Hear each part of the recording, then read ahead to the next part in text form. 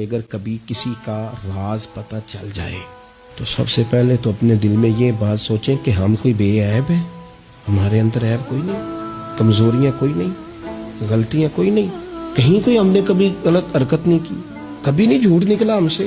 بھائی معصوم تو فرشتے ہیں یا نبی ہیں؟ تو اگر کسی کا پردہ سامنے کسی وجہ سے کھل ہی گیا ہے، کسی کی کوئی بات سامنے آ ہی گئی ہے، تو اس کا کیا مطلب ہے ایک ڈنڈورا پیٹنا ہے؟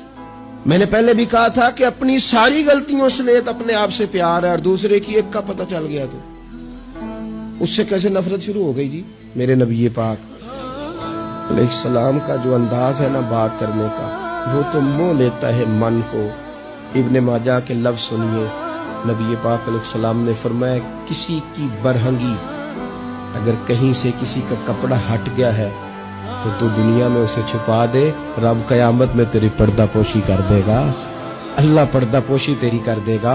اور فرمایا یاد رکھ کسی کے پردے نہ کھولنا، ورنہ تو گھر کے اندر موجود ہوگا، اندر ہی گھر کے اندر بیٹھے بیٹھے رب تجھے رسوا کر دے۔